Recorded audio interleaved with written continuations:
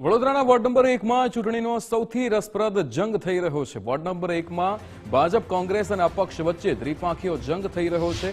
ગત ટર્મમાં કોંગ્રેસના ફાળે ગયેલી 4 સીટો જીતવા ભાજપે જોર લગાવ્યું છે, ત્યારે અપક્ષ ઉમેદવાર હરીશ પટેલે જંપલાવતા ગણિત બગડ્યું છે। હરીશ પટેલ, કૃણાલ પટેલ અને અમી રાવત વચ્ચે સીધો જંગ છે। ગરમી વચ્ચે પણ તમામ ઉમેદવારોનો ઝંઝાવાતી પ્રચાર, જેમાં ધમધમતા તાપમાં ઉમેદવારો ઘરે ઘરે જઈને અપીલ કરી રહ્યા છે।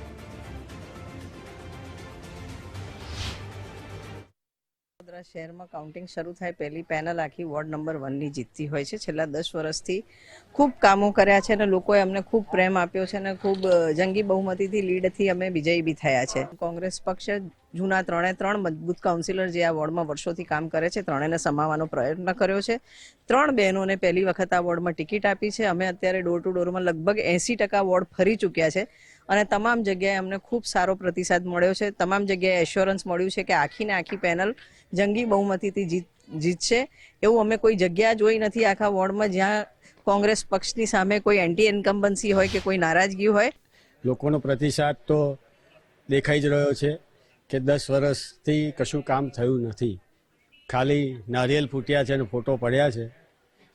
કારણ કે જેટલા બી કામ થયા છે લોકમોડે લોકોએ જોયું છે કે સંગઠન થકી ધારાસભ્યને, સાંસદ સભ્યની ગ્રાન્ટોમાંથી કામ કરીને એમની સમસ્યાઓનું નિરાકરણ આવ્યું છે। કોંગ્રેસના કોઈ પ્રતિનિધિ થકી કોઈ કામ પૂરું થયું નથી અને એ જોતા જ એ લોકોએ મનથી ગાંઠ બાંધી છે કે મતદાનના દિવસે પહેલો મતદાન અમે કરીશું અને ત્યારબાદ આખા દિવસ અન્ય લોકોને પ્રેરિત કરી ભાજપને જંગી બહુમતીથી જીતાડીશું। સત્તા પક્ષની સામે અપક્ષ તરીકે લડવું એ ખૂબ કઠિન હોય છે, પણ મારા માટે કઠિન એટલા માટે નથી કે વોર્ડ નંબર 1ના જે 62,000 મારા પરિવારના જે સભ્યો છે તમામના મને આશીર્વાદ છે।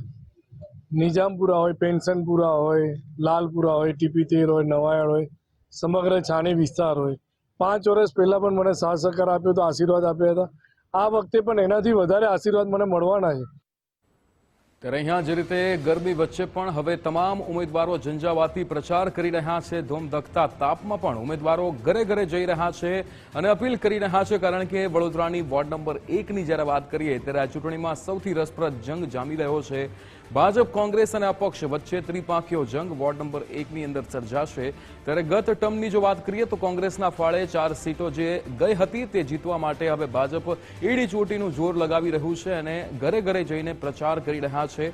એક બાજુ ઝંઝાવાતી પ્રચાર થઈ રહ્યો છે, બીજી બાજુ એક ધોમધખતો તાપ છે, પણ અહીંયા ઉમેદવારો જે છે એ તમામ રીતે અત્યારે આ 4 સીટો જીતવા માટે ભાજપ જોર લગાવી રહ્યું છે, ભાજપના ઉમેદવારો જોર લગાવી રહ્યા છે। ત્યારે ગત ટર્મની વાત કરીએ તો કોંગ્રેસના ફાળે જે વોર્ડ નંબર 1ની 4 સીટો ગઈ હતી તે જીતવા માટે ભાજપ જોર લગાવી રહ્યું છે।